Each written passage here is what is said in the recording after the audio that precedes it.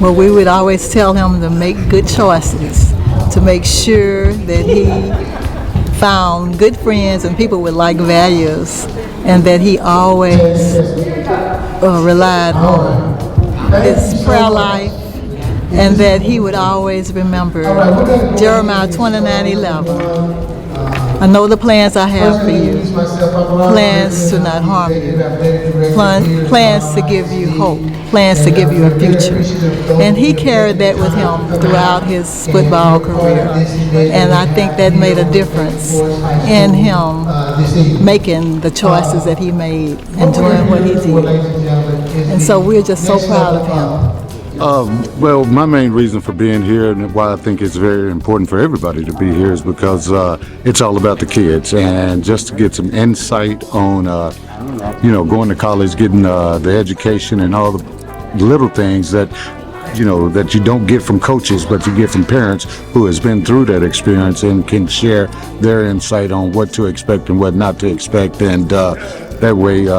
And it's also, to help keep our kids in the college, because a lot of kids don't have the opportunity to go to college, and some of them go to college and then they don't last because they don't know what to expect. But if the parents can get insight on little things from other parents who've been through that experience, I think that's a great opportunity for the parents, and it's just a great opportunity. And I feel like that's why it's important for me to be here for my son and for some of my players. I think it's very important for me to be here. Like I stated earlier, football is not going to be there. You have about 2 to 3% of football players is going to make it. I feel like I'm on the education side. I feel like education is going to carry you on through. I've been teaching and coaching for 35 years. This is my 35th year of education. And good Lord blessed me to get a football scholarship. I took fully advantage of that, and got a bachelor's degree in 4.5 years. That was 4.5 years I did get my bachelor's degree, and I went on and played those couple of years in the NFL, and I came back and I started educating. And I went back and I received 2 master's degrees. Right now I'm a current assistant principal at Wickinson Middle School. I was here at Garland Independent School District at Garland High School for 26 years, 26 of those years. And you played for the Falcons? Yes. Tell us a little about that. That was a big experience. I was young, very young, and at that time I thought, hey, I'm going to play for the next 10, 15 years. That was that state of mind that I had. But eventually reality kicked in. It really did. It kicked in. I think these young men should know that football is not going to be there all the time, but that education is going to be. You still can teach and coach at 70, 60, 65 years old. You can still do that. That was a big experience. I'm a country boy out of Louisiana, and going to Atlanta, man, I seen a lot of things. And I experienced a lot of things. And these guys that's getting drafted as of today, I didn't make that type of money that they made. I just had that experience at that time back in the late 80s. And it's going to come, but they just have to be ready for it. And I want to give back to them and tell them a little bit about my story and the experience that I had. But I'm going to nail that down about our education. You can't beat that.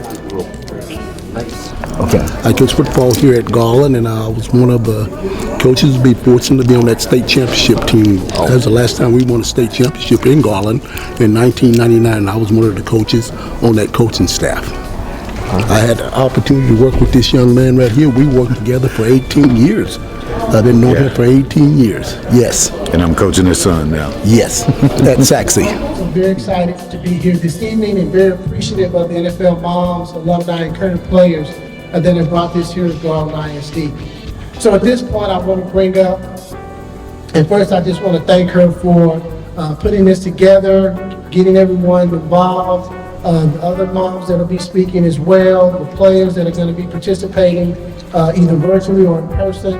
And I'll be bringing her up now. Her son, she'll probably tell us, I won't even say, I'll let her tell it for herself, but I want to bring up Ms. Jokea Denergy. She's with the NFL Moms, and she had a son to attend school right here in Garland. She'll talk more about that, I'm sure, when she comes up. Ms. Denergy. We moved to Garland when my oldest son, Rashid, was 3 years old, in search of an outstanding school program. Our dream was realized when he was admitted to the gifted program. 3 years later, our second son joined us, and both of them went through the GISD program, graduated from Garland High School, and pursue successful careers in their fields. I'm proud to share that my youngest son, Hakeem Adenichi, currently plays for the Cleveland Browns and will be speaking with you later. Transitioning from high school to collegiate football was not as straightforward as it might seem. Unlike high school, where information is more accessible, moving into collegiate and professional sports can feel like navigating uncharted territory. I'm going to say that again, uncharted territory. I wish I had known how to better navigate this transition. In my quest for guidance, I discovered a remarkable support system of sisterhood, women supporting women, answering crucial questions, and offering help, and also offering outreach programs to the community. One such program is Next Level Up, PICS, beginning with the end in mind. Today, we have moms from PFPMA-NFL moms, as we've been called, including myself, here to share our experiences and insight with you. We hope that our stories will assist you and your student athletes in navigating their own journeys. At this time, I'd like to introduce our moderator. Our moderator is Valen Williams. She is a dedicated educator with a focus on special education, a devoted wife, and a proud mother of 4 accomplished Division I athletes, okay? 4 accomplished Division I athletes. Mrs. Williams has played a significant role in our children's lives, fostering both their academic and athletic achievement. Our oldest son, Aaron, plays college football for the Texas Longhorns and was selected by the Buffalo Bills in the second round of 2011 NFL draft. Our other 3 children are successful in their various career fields. With over a decade of experience in education, particularly in special education, Valen has been a strong advocate for students with diverse learning needs. Additionally, she has been an active member of the Professional Football Mothers Association for over 20 years, supporting families in the world of academia and athletics. She resides in Austin, Texas, where she has conducted Next Level Up programs. Mrs. Williams is the second vice president of PFPMA, our organization, and brings a wealth of knowledge about the NFL and PFPMA as an organization. Please join me in welcoming our second vice president of PFPMA, Mrs. Valen Williams, our moderator.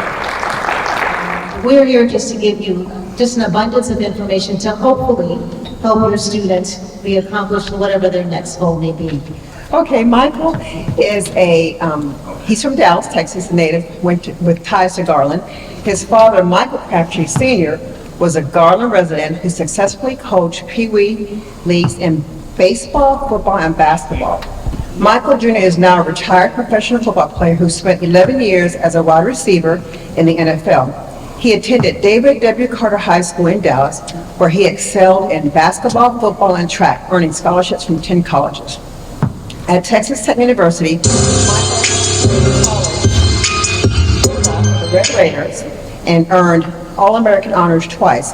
He was selected 10th overall by the San Francisco 49ers in the 2009 NFL Draft, where he spent 6 seasons before playing for the Oakland Raiders, Baltimore Ravens, and Arizona Cardinals.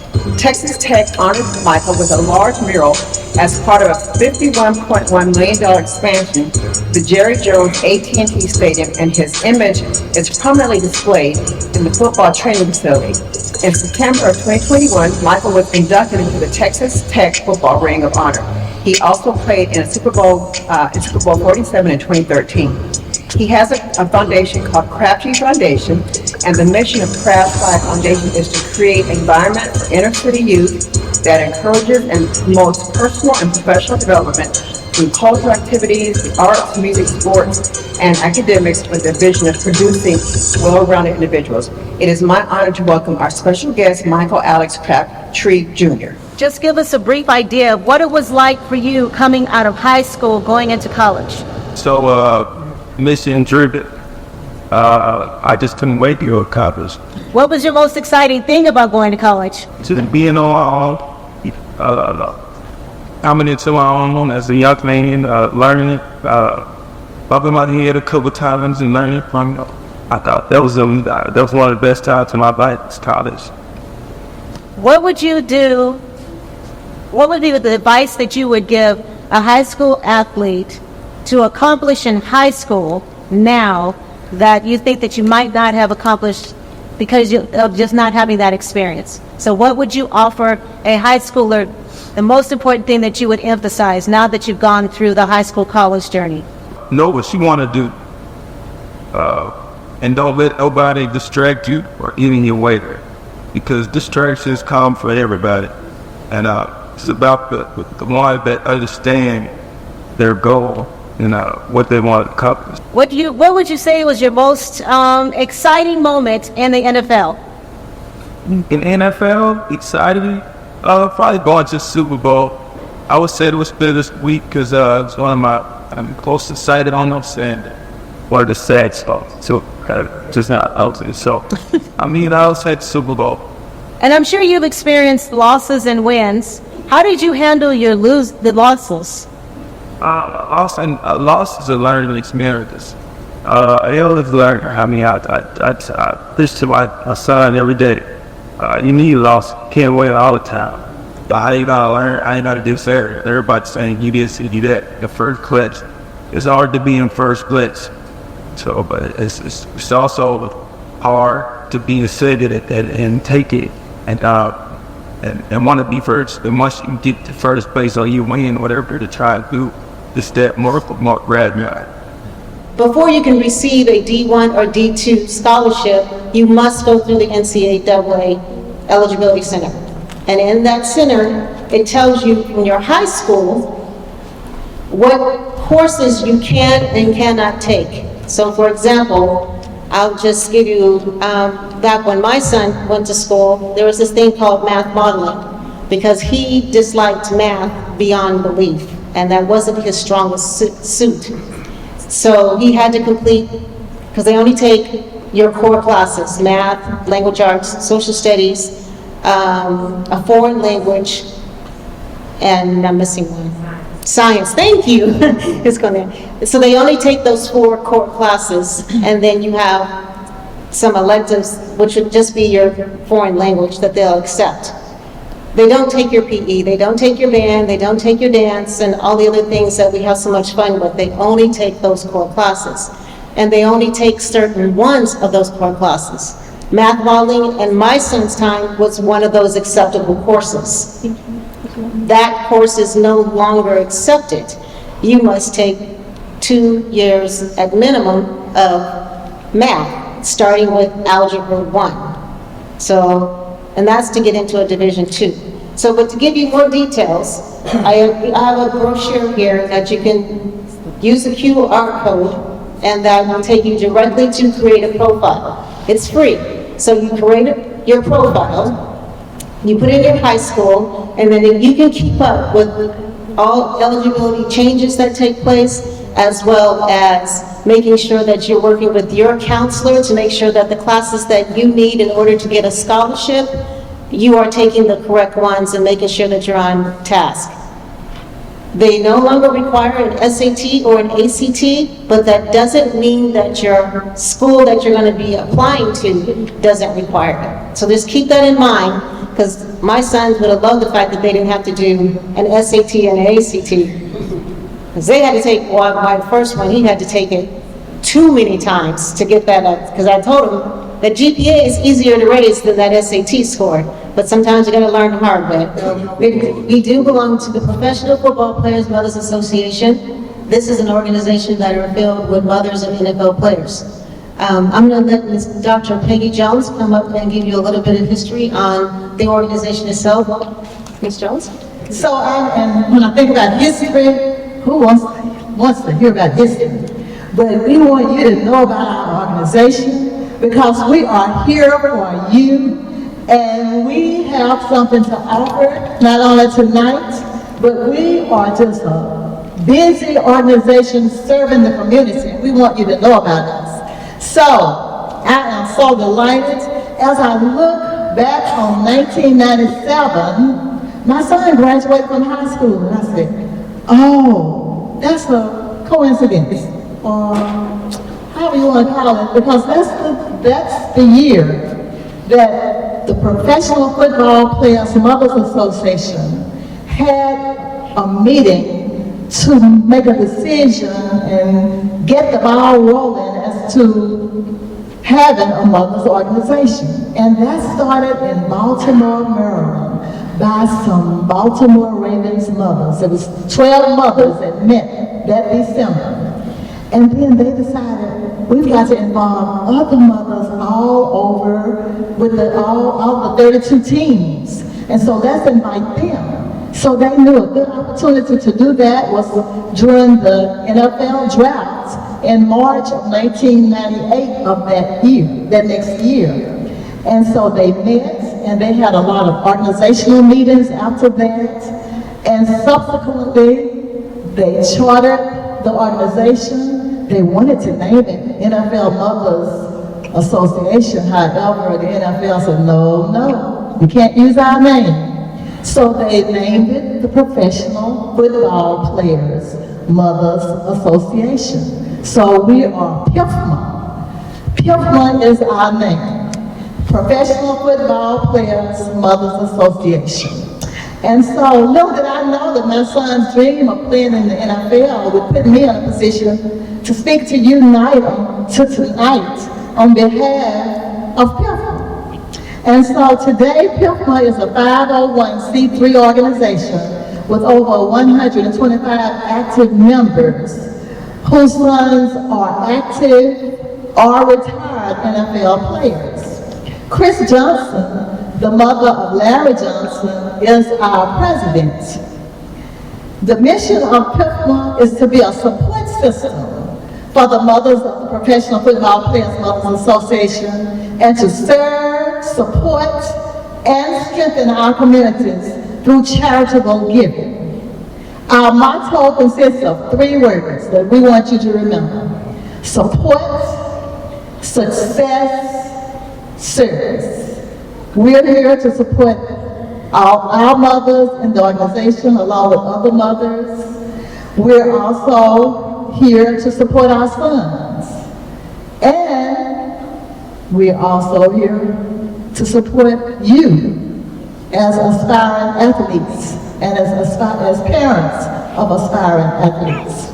And then when we look at success, we look at success on and off the field. Now, our sons know how to do their thing on the field, but sometimes all of the pressures in their lives can cause problems. So the positive image that we want them to portray, we as mothers are their backbone. We're there to help them in any way, and because we want them to be successful. So we're there to encourage them, empower them, motivate them, or whatever it takes to continue to be successful on and off the field. And then the last word is service. Service is the heart of our organization. And we give back to the community, and 2 examples of what I wanted to share with you, because we give back no matter what city we go to. Each year we have a conference in one of the major cities that has an NFL team. And so we give back. We do something charitable in each city, whether it's usually monetary along with actually doing the service physically. And so last time we were in Dallas, we gave $30,000 to 3 different charities. We're going to be in the Dallas area next year. So let's hope we can do that or even better next year. And then the last time we were in Garland, you heard them say that I chaired the Super Bowl event that the mother sponsored at the gala. It was a gala at the Atrium in downtown Garland. And so we were able to give $10,000 to the Boys and Girls Club of Garland to set up a computer lab at the Salvation Army. So you see, we are about service. We don't just do it just one time in a year though. We do it many times in a year. We have a form on our website, www.pfma.org. And if you know a group or an agency or anyone that is in need or that can benefit from what we have to offer, then just go on that line, fill out that form, and we'll be glad to respond to you. So thank you, and I do want to end by saying, as aspiring professional athletes, perhaps one day, your mother will stand in our shoes, paying it all because of you.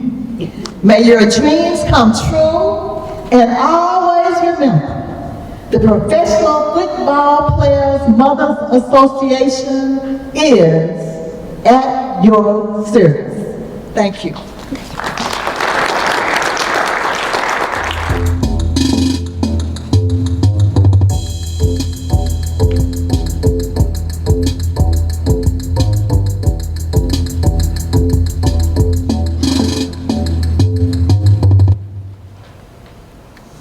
And the balance between football and schoolwork your first semester. Fortunately for me, in high school I was already taking really advanced level classes, and I feel like I already had really good habits. And so to answer that, I think the biggest thing is developing good habits, and it'll help you out, with football in school, and it'll help you out in life, whatever you do. So I think the biggest thing there is just developing good, healthy habits for, managing your time efficiently and getting done what you need to get done, and prioritizing what you need to prioritize, and, orderly. For college football players, what does your daily schedule look like, and do you get any free time at all? Probably not. I don't know if it's changed since I've been there, but especially in season, you're going from 7 to 7. Then you got, classwork, extra film that you want to do, extra lifts. You have treatment, you have to wake up earlier. So in season, you're in it every day, school or tutoring or football or events, whatever it is. So you don't get much free time at all, to be honest. What all did you do to get ahead in your position groups? Honestly, just being consistent. There's nothing extreme that you can do within, a day or a week or anything like that. It's just about, doing more than other people, like watching more film, getting extra work, getting extra listen, whatever you have to do on a day in and day out basis, so that, over a course of time, you're growing at those things at a faster rate because you're doing more than others. So with all that being said, the most important thing for us to remember is academics, academics, academics, academics. Hard work, hard work, hard work, hard work. Sacrifice, sacrifice, and sacrifice. In order to get to that next level, there are some sacrifices that you're going to have to be willing to make. And if you're not willing to make those sacrifices, then what you're basically saying is that you're okay with not achieving those goals. Because their brand is what they're looking for to represent their brand. So the University of Texas is going to look at your brand and say, Either I don't really want that brand, or wow, I really like that brand. So everything that you put out, remember someone's looking so that they can use it as well. Keep that in mind. Your social media is also an aspect for you to get your recruiting up there. So remember, when you put out, like for example, huddle videos that you guys get from your football games, you know, and you put up where you really didn't finish a play, but it looked good to you, you might not want to put that out because they're looking from the beginning to the end. So you're a receiver who ran a okay route, but your job was to block and you were mad because you didn't get the ball, and you knew you weren't going to get the ball, so you kind of halfway did it and you didn't do your block. They're like, oh, yeah, no, next. We're looking for that person that goes from 0 to 100 the whole entire time. Once again, that's a brand. They're looking at how you treat your family. When they come in, let's just say they're not recruiting you. Just to give you an idea, they're not recruiting you, but there's somebody on your team that they are recruiting. That's a great opportunity for you to show out. But you get on the field and you show out, and then the coach takes you out for whatever the reason, and then you start throwing your helmet and, you know, and saying words that are inappropriate. They're like, oh man, I thought about that kid, but never mind. Let me go on to the next. So all those little bitty things that we don't necessarily think about, where our emotions get in, and sometimes we think that we're such excellent players that we can just go out there and just play and not understand that it's not all about you just playing, because football is definitely a development of life skills, and 100%. So just keep those things in mind. There are not as many as you think that make it from high school. There's like over 1 million high school athletes. Of that 1 million, 5% go to college. You know, another 5%, I'm not saying they don't go to college, go to play football. It's not easy to get into football college. Whether it's an FBS, a Division I, Division II, your Power 5 schools, your small schools, those are all difficult to get into because they're all the guys that were top in their high school in some way, shape, or form. So we have to keep that in mind when we're thinking about what we want to go and where we're going to go. Set your goals, but also make those goals realistic. If you're 5'3", with a low GPA and your second string on varsity, you probably are not going to get picked up by a Power 5 school. But that doesn't mean that you can't go and play at a smaller school that's Division I. The main goal is for you to get your education paid for. That's the main goal. Because football, especially the NFL, stands for not for long. And every one of these mothers that are here have a story of the same journey, but the journey was different. My son was blessed, he was able to stay in 7 years, but he didn't retire by choice. He retired by injury. That didn't make him happy at all. There are others who retired by choice. Mine didn't. I believe Ms. Little can tell you about her journey. Hers journey was a little bit different than my journey. It was still the same journey. But it all ended up to Plan B. We must have Plan B. And Plan B starts in high school. So just keep those things in mind. And I know you guys are starting late, so I don't want to hold you up much more. But the best practices for recruiting, this is just really brief. Number one is your academics. I can't emphasize that enough. You're a student athlete, student comes first. Academics are priority. Your social media, especially when you post, you know, give your teammates credit, right? Speak about your family. You know, went to church today, really enjoyed what the pastor had to say, maybe had to reflect on myself. That makes it, what? That's something different. That's not what you typically would see from a high school student. So just keep in mind on what you put out there. Well, scholarships have now changed. Also, there's, you know, they've opened it up now. There's not just 85 in football, I believe it's like 125 now. So that has helped out a great deal. But that also doesn't necessarily mean that it's going to be a full scholarship. And so when you have the grades, if you don't get a full scholarship from the school, you can get a academic scholarship to help out that full scholarship. So I always say that it definitely helps like in Division II, at least at one time. I would have to refresh my memory on this one though. But Division II, they had to spread their scholarships out a little bit more because they had less monies. And so they would add on the academic scholarship with the school scholarship. Now the thing that about the high schoolers now is that you guys are competing against the transport portal. That transport portal has your Alabamas, your Georgias, your UTs, and all these Power 5 people who are just, they may have graduated from school early and they're just like, yeah, you know, I want to play for a different school. And so they're now going to the portal. And so high schoolers are competing with them. They, at one point when my son went in, and that was 2011, and some of our other sons that went in, there was mostly, you know, you would grab your players from high school and then you would build them up. But now they can get these mature, experienced athletes with great grades, great branding, and they can just pull them out of a junior college or they can pull them out of the transport portal and begin. So it's, once again, it's the competition that you have to be on your game the entire time. You just can't slack off. In Garland, we receive a lot of support from our Board of Trustees and our Superintendent's Roundtable. And we are privileged to have here with us this evening one of our Board of Trustee members, Ms. Linda Griffin. And I want to ask her to come up and share a few words with us before we conclude. All right, amen.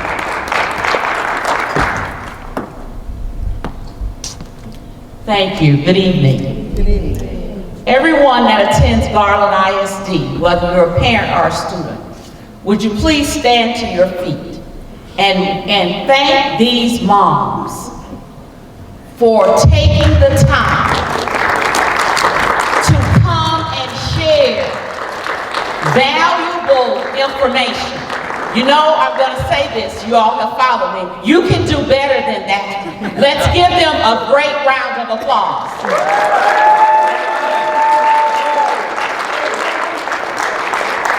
You may be seated. Thank you. What you all do not know is I have been asking for things like this for our athletes for more than 26 years since I've been on the board. And I want to shout out to Coach Sharp. Are you still here? Yes, ma'am. I thought I was going to have nothing in common tonight, but it was his post on Facebook that got me here. But we go back to when he was a child, and they were members of our church on First Street in Garland when we first started. So, Coach, thank you, and keep up the good work. Then Coach Cheeks was here. I'm gonna call the roll because I expected to know no one. And then I'm gonna call Coach Cheeks because my husband and I was able to attend every one of those games that led us to the 1999 championship game that we won in Houston as the Garland Owls. Yeah. Then I looked over and I saw Reverend Jones, then I saw Peggy, and then as the first speaker, Hakeem, I kept saying, I know that name. I know that name. And I turned to the athletic director. I said, he was the speaker at our signing day. And he was like, yes. And I still have his signed card. It's in my console of my car. So, why do I say all of that? We all need each other to make it. And athletes, what you got tonight, you couldn't get in the counselor's office.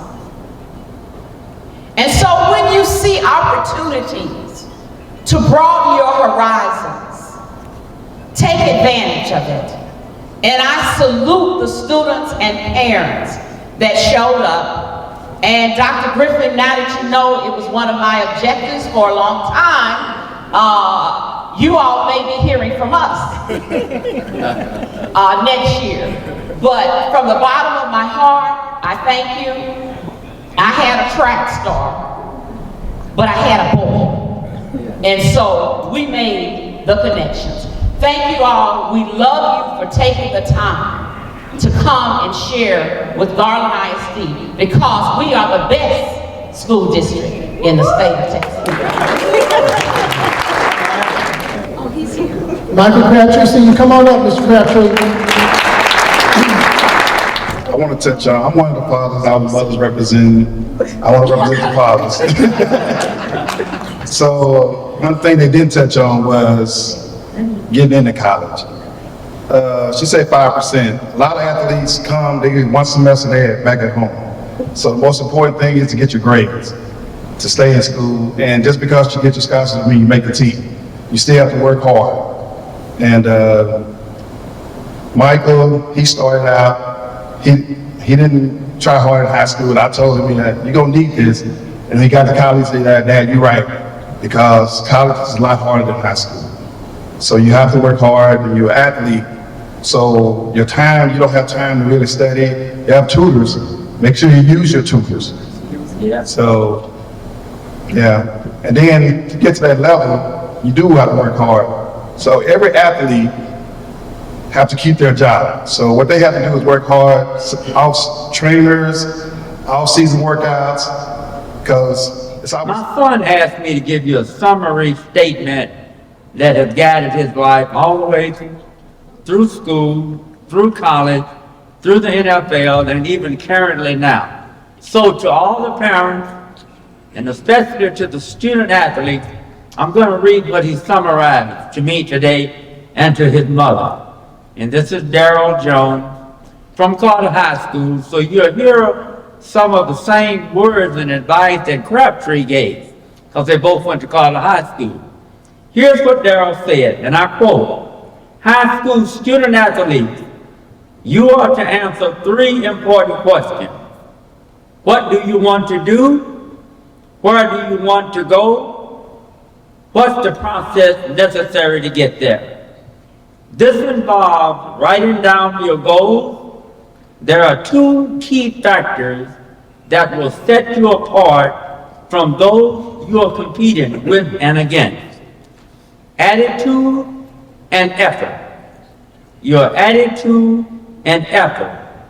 You alone control your attitude. You alone control your effort.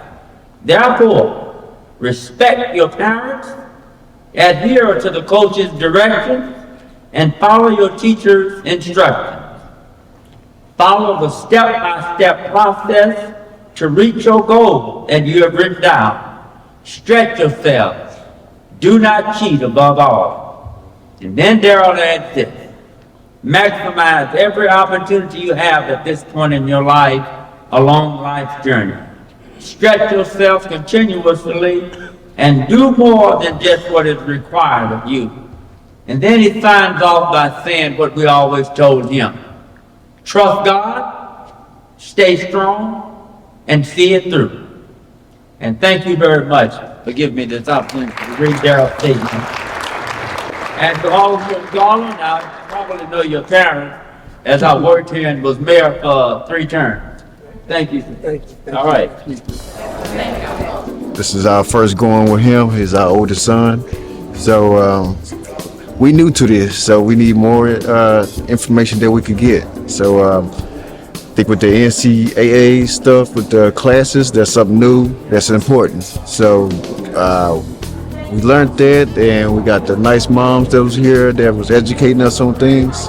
So it was pretty good. All right, so it was important to be here because we're first-time parents, freshman parent, and we wanted to know really what's ahead of us and how we can best prepare for not only just ourselves as parents to a student athlete, but also what can our son do to improve his game, his academics, and make sure that he has the best edge going forward in the future. So that's why we're here, and it's more. Absolutely. Yeah. What about you, Josh? To not let people break me down. That's right. Yeah. Sure. Hi, I am Robert Johnson. My son goes to Webb Middle School, and we came out today's forum to really take a look at the opportunities for young men and even young ladies to expand their horizons, to be able to move into college, because that's, I believe in, as they pointed out here, the student athlete. You're a student before you're anything else. And so we really wanted to come out and see that aspect of it and understand that, and then see how we might be able to migrate to the athlete part and look at different schools and different opportunities for our children to grow and be successful. Hello, my name is Aiden Sanders Johnson. I go to Naaman Forest. I'm a safety and receiver, and I think the importance here was show us different opportunities of what a scholarship could do for us, and how we're a student before we're athletes, so grades always come first, and make sure that we're on and stay on the clock of what we're doing. There you go.